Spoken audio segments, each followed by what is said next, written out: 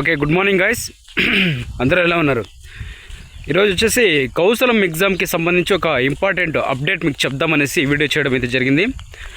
అందరూ అడుగుతున్నారు కామెంట్స్ రూపంలో, అన్న రీషెడ్యూల్ అయితే అయిపోయింది, రీషెడ్యూల్ అనేటటువంటి ఆప్షన్ రావడం లేదు, రీషెడ్యూల్ ఏ విధంగా చేసుకోవాలా, ఎగ్జామ్స్ ఆగిపోయాయి, ఎగ్జామ్స్ అబార్టెడ్ అని వచ్చేసింది, ఎగ్జామ్ టర్మినేట్ అయిపోయింది, ఎగ్జామ్ కొన్ని అనివార్య కాలంలో నిలిచిపోయింది, రీషెడ్యూల్ ఏ విధంగా చేసుకోవాలి ఏమీ మాకు తెలవడం లేదన్న, కొంచెం క్లారిటీగా వీడియో చేయండి అన్నారు. సో ఓకే, బాగుంది. ఈరోజు అందుకోసమే ఈ వీడియో చేస్తున్నా. ఫస్ట్ ఆఫ్ ఆల్ రీషెడ్యూల్ ఎందుకు వస్తుంది అని మీరు బాగా అర్థం చేసుకోవాలి. లేకుంటే మీరు ఎన్నిసార్లు ఎగ్జామ్కి వెళ్ళినా కూడా రీషెడ్యూల్ వచ్చేస్తుంది. సో ఆ రీషెడ్యూల్ రాకుండా మనము ఏ విధంగా ఎగ్జామ్ రాయాలి అని చెప్పేసి ఈరోజైతే అది చూద్దాము. చాలా క్లారిటీగా చెప్తాను, లాస్ట్ వరకు వీడియో చూడండి. అసలు ఫస్ట్ మనం ఎగ్జామ్కి వెళ్ళే ముందే మనం ఏం చేసుకోవాలంటే, ఎగ్జామ్కి వెళ్ళే ముందే సిస్టమ్ ఆన్ చేసుకుంటాం. ల్యాప్టాప్ కానీ కంప్యూటర్ కానీ మనకి సచివాలయంలోనే ఇస్తారు, లేకపోతే మన యొక్క ఓన్ ఇంటి నుంచి కూడా చేయొచ్చు. ఓపెన్ చేసినప్పుడు అక్కడ వచ్చేసి మల్టిపుల్ టైమ్స్ ఒకే బ్రౌజర్లో, ఎగ్జాంపుల్ గూగుల్ క్రోమ్ కావచ్చు లేదా ఫైర్ ఫాక్స్ కావచ్చు, ఒకే బ్రౌజర్లో మల్టిపుల్ టైమ్స్ ఆ లింకుని ఓపెన్ చేయొద్దు. First point, multiple times open చేయకూడదు ఆ లింక్ని. ఒక బ్రౌజర్లో ఒకే లింకుని మాత్రమే, ఒకే విండో మాత్రమే ఓపెన్ చేయాలి. మల్టిపుల్ విండోని కనుక మీరు ఓపెన్ చేస్తే ఆ సిస్టమ్కి తెలిసిపోతుంది. సిస్టమ్కి తెలిసిపోయినప్పుడు అక్కడ సిస్టమ్ని టర్మినేట్ చేసేస్తుంది, లేకుంటే ఒక 5 minutes లాక్ చేస్తుంది. ఆటోమేటిక్గా సిస్టమ్ని, ఆ సాఫ్ట్వేర్ని ఆ విధంగా రూపొందించినారు. ఆటోమేటిక్గా ఒక 5 minutes ఆ యొక్క ఎగ్జామ్ని లాక్ చేస్తుంది. ఈ 5 minutesలో మీరు కనుక ఎటువంటి యాక్టివిటీస్ అక్కడ లేకుండా కనుక ఉంటే ఎగ్జామ్ రిటర్న్ వస్తుంది. ఒకవేళ రిటర్న్ తర్వాత ఇంకొక ట్యాబ్ ఓపెన్ చేసి, ఇంకొక లింక్ ఓపెన్ చేసి, ఈ విధంగా అన్ని రకాల లింకుల్ని ఓపెన్ చేశారంటే ట్యాబ్స్ 2-3, ఎగ్జామ్ టర్మినేట్ అయిపోతుందండి. ఎగ్జాము టర్మినేట్ అయిపోతుంది. ఇది ఒక పాయింట్ మైండ్లో గుర్తుపెట్టుకోండి, ఓకేనా? తర్వాత ఇది ఎగ్జాము రీషెడ్యూల్ అవ్వడానికి గల కారణాలు ఇవి, ఒక్కొక్కటే చెప్తాను చూడండి. తర్వాత మల్టిపుల్ లాగిన్ చేయొద్దు. 5 నిమిషాలకి లాక్ అయిపోతుంది. 5 నిమిషాలు లాక్ అయ్యి మీరు మళ్ళీ మల్టిపుల్ అటెంప్ట్స్ చేస్తే టర్మినేట్ అయిపోతుంది ఎగ్జాము. ఇది ఒక పాయింట్. ట్యాబ్స్ మార్చొద్దు, ఫుల్ స్క్రీను వదిలి వెళ్ళవద్దు. ట్యాబ్స్ మార్చకూడదు. మనకి తెలుస్తుంది అక్కడే ట్యాబ్లు అంటే, ఇప్పుడు మనము ఎగ్జామ్ రాసే ముందు ఏమన్నా ఆన్సర్ల కోసం ఏమన్నా ఒక ట్యాబ్ నుంచి ఇంకో ట్యాబ్ లెక్కన మార్చినారు అనుకోండి, ఆటోమేటిక్గా సిస్టమ్కి తెలిసిపోతుంది. తర్వాత ఎగ్జాము ఆన్ అయిన తర్వాత, ఎగ్జాము ఒక్కసారి స్టార్ట్ అయిపోయిన తర్వాత మీరు మీ యొక్క సిస్టమ్ స్క్రీన్ ఉంటుంది కదా, సిస్టమ్ స్క్రీన్ని వదిలి ఎక్కడికి కానీ వెళ్ళకూడదు. ఎందుకంటే సిస్టమ్ స్క్రీన్లో వెబ్ కెమెరా రికార్డ్ అవుతూ ఉంటుంది. ఆ వెబ్ కెమెరా రికార్డ్ అయ్యేటప్పుడు మీరు ఎక్కడికైనా వదిలి వెళ్తే అది తెలిసిపోతుంది. తెలిసిపోయినప్పుడు మీకు 3 times వార్నింగ్ మెసేజ్ వస్తుంది. ఎక్కడికి వెళ్ళినారు రండి తొందరగా, ఎక్కడికి వెళ్ళినారు రండి తొందరగా, ఎక్కడికి వెళ్ళినారు రండి తొందరగా అని 3 times వార్నింగ్ మెసేజ్ వస్తుంది. ఆ 3 time వార్నింగ్ మెసేజ్ లోపల మీరు ఎగ్జామ్లకు మళ్ళీ చేరుకోవాలా. ఒకవేళ మీరు అట్లా చేరుకోలేదు అంటే ఆ ఎగ్జామ్ కూడా టర్మినేట్ అయిపోతుందండి. ఇదొక పాయింట్, ఓకేనా? తర్వాత ఫేసు స్పష్టంగా కనిపించాలి, గుడ్ లైటింగ్ ఉండాలి, సింగిల్ ఫేస్ మాత్రమే ఉండాలి. మీరు ఎగ్జామ్ రాసే ముందు మీ యొక్క ఫేసు చాలా క్లియర్గా కనిపించాలి సిస్టమ్కి, ఆ వెబ్ కెమెరాకి. తర్వాత మీరు ఎగ్జామ్ రాసే చోట లైటింగ్ బాగా పెట్టుకుని రాయండి. మీరు వాళ్ళకి స్పష్టంగా కనిపించాలా, ఓకేనా?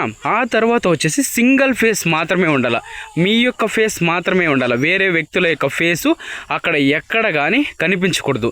ఇది మెయిన్ ప్రధాన ఉద్దేశం, ఎగ్జామ్ యొక్క ప్రధాన ఉద్దేశము. దీన్ని గుర్తుపెట్టుకోండి. మీ యొక్క సింగిల్ ఫేస్ ఉండాలా, లైటింగ్ ఎక్కువ ఉండే చోటు కూర్చోండి, మీరు మీ యొక్క ఓన్ ఫేస్ మాత్రమే చూపించాలా, ఓకేనా? తర్వాత పరీక్ష సమయానికి ప్రారంభించాలి. ఇక్కడ మెయిన్ టాపిక్ వచ్చేసి, మెయిన్ పాయింట్ ఇక్కడ మర్చిపోతున్నారు అందరూ. ఎగ్జామ్ వచ్చేసి 3 గంటలకు పెడతారండి ప్రతి షెడ్యూల్. ఎగ్జాము 3 గంటల నుంచి 4 ఉంటుంది. ఆ తర్వాత బిలో ఆఫ్టర్నూన్ వచ్చేసి ఐ థింక్ 11 నుంచి 12 ఉంటుంది. ఆ టైం ఏదైతే ఉందో ఎగ్జామ్ టైమింగ్, ఆ టైమింగ్కి మాత్రమే మీరు ఎగ్జామ్ రాయాలి. ముందుగా ఎగ్జామ్ రాయడానికి ఓపెన్ చేయవద్దు. ఒకవేళ మీరు ఆ ఎగ్జామ్ టైం కంటే ముందే గన ఎగ్జామ్ ప్రారంభించేస్తే మీకు అబార్టెడ్ అనేటటువంటి ఆప్షన్ అయితే వచ్చేస్తుంది. ఈ ఎగ్జామ్స్ అన్నీ కూడా మంచి జాబ్స్ ఇస్తారు, ఎవరు కూడా నెగ్లిజెన్స్ చేయవద్దు. ఎందుకు చెప్తున్నానో వినండి. ఎగ్జాము మంచి జాబ్స్ వస్తాయి, ప్రైవేట్ జాబ్స్, మంచి జాబ్స్ మీ యొక్క క్యాడర్ని బట్టి ఇస్తారు. ఓకేనా.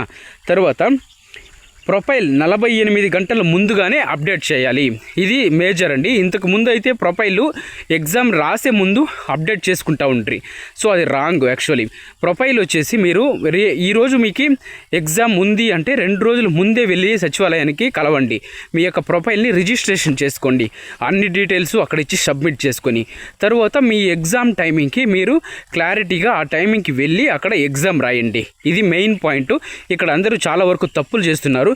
మీరు ప్రొఫైల్ అప్డేట్ చేసేస్తే మీ యొక్క సిలబస్ని బట్టి మీకు రావాల్సినటువంటి ప్రశ్నపత్రం అన్నీ కూడా రెడీ అయిపోయి కరెక్ట్ టైంకి, కరెక్ట్గా సర్వర్ టైంకి వచ్చి కూర్చుంటాయి. సో ఆ విధమైనటువంటి పద్ధతి ఉంది, దాన్ని చేయండి. ఇక్కడ అందరూ చాలా తప్పు చేస్తున్నారు. సో 48 గంటల ముందే సచివాలయానికి వెళ్ళి ప్రొఫైల్ రిజిస్ట్రేషన్ చేసుకోండి, లేట్ చేయొద్దండి.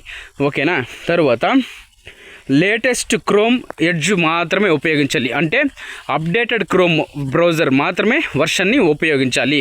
ఎవరైనా వాళ్ళ యొక్క సొంత ల్యాప్టాప్స్లో ఏమైనా చేస్తుంటే వాళ్ళు అప్డేటెడ్ వర్షన్ ఉంటే మాత్రమే మీరు ఒకసారి అప్డేట్ చేసుకొని ఆ తర్వాత మాత్రమే ఎగ్జామ్ రాస్తే చాలా వరకు బాగుంటుంది. అంటే మన యొక్క ఓన్ ల్యాప్టాప్స్లో మనం ఎగ్జామ్ రాసేటప్పుడు మన యొక్క ఓన్ ల్యాప్టాప్లో వ్యాలిడిటీ అయ్యేటటువంటి గూగుల్ క్రోమ్ ఉంటే అందులో మాత్రమే మీరు ఎగ్జామ్ రాయండి. అప్పుడు మీకు అక్కడ మరిన్ని ఫీచర్స్ వస్తాయి. సో అప్డేట్లు ఉండే గూగుల్ క్రోమ్లో ఎగ్జామ్ రాస్తే చాలా వరకు మంచిది. అప్డేట్ లేకుంటే అప్డేట్ చేసుకోండి, దానికి మనకి డబ్బులేం ఖర్చు అవసరం లేదు, ఫ్రీ ఆఫ్ కాస్ట్లోనే మనము అప్డేట్ చేసుకోవచ్చు. అదొకటి. తర్వాత స్టేబుల్ ఇంటర్నెట్ అవసరము. ఒకవేళ మీ దగ్గర కరెక్ట్గా వచ్చేటటువంటి ఇంటర్నెట్ అంటే స్టెబిలిటీ ఉండాలి, నిరంతరంగా కరెక్ట్గా వచ్చేటటువంటి కేబుల్ కనెక్షన్ ఉంటే ఇంటర్నెట్ కనెక్షను అక్కడ మీరు ఎగ్జామ్ రాసుకోవచ్చు మీ ఇంటి ద్వారా నుంచి కూడా. లేకపోతే మీకు ఆ స్టెబిలిటీ కనెక్షన్ ఉండేటటువంటి ఇంటర్నెట్ సౌకర్యం లేకపోతే సచివాలయంకి వెళ్ళండి. సచివాలయం వాళ్ళు స్టెబిలిటీ కనెక్షన్ ఉండేటటువంటి ఇంటర్నెట్ సౌకర్యాన్ని ప్రొవైడ్ చేస్తారు, వాళ్ళ గవర్నమెంట్ ఆల్రెడీ ఇచ్చింది. సో అక్కడ రాయడము బెటర్ ఆప్షన్. ఒకసారి ఇంటర్నెట్ వెళ్ళిపోతే కూడా ఎగ్జామ్ ఆఫ్ అయిపోతుంది. ఎగ్జామ్ ఆఫ్ అయిందంటే మళ్ళీ అబార్టెడ్ వచ్చేది, టర్మినేట్ అయ్యేది, రీషెడ్యూల్ పడేది, ఈ విధమైనటువంటి ఇబ్బందులు పడవలసి వస్తుంది. సో ఎగ్జామ్ని ఎవరు కేర్లెస్ చేయొద్దండి. మంచి మంచి ఉద్యోగాలు అయితే కంపల్సరీ ఇస్తారు గవర్నమెంట్, దీంట్లో ఎటువంటి డౌట్ అయితే లేదు. ఓకేనా. తర్వాత ప్రోక్టరింగ్ రూల్స్ తప్పనిసరిగా ఫాలో అవ్వాలి. అక్కడ రూల్స్ ఏమున్నాయంటే ఒకే మనిషి ఎగ్జామ్ రాయాలా, ఆ ఎగ్జామ్ రాసే ముందు వ్యక్తి ముందర ఎటువంటి సౌండ్స్ మనం చేయకూడదు. నో నాయిసే ఉండకూడదు ఆ గదిలో. ఎగ్జామ్ రాసే గదిలో ఫుల్ లైట్ ఆన్లో ఉండాలా. ఎగ్జామ్ రాసే వ్యక్తి ముందు కేవలం ఆ యొక్క సిస్టము, వెబ్ కెమెరా ఆ వ్యక్తి మాత్రమే ఉండాలి. అతని చూపులు అటు ఇటు కదలకూడదు. ఎగ్జామ్ రాసే వ్యక్తి ఫేసు సిస్టమ్కి చాలా క్లియర్గా కనిపించాలా. అతను మాత్రమే ఎగ్జామ్ రాయాలి. ఈ విధమైనటువంటి రూల్స్ ఎక్కడా కానీ దీన్ని బ్రేక్ చేయడానికి వీలే లేదు. ఎవరికైనా డౌట్స్ ఉంటే ఇంకా కామెంట్ రూపంలో కామెంట్ చేయండి, నేను తెలియజేస్తాను అవన్నీ కూడా.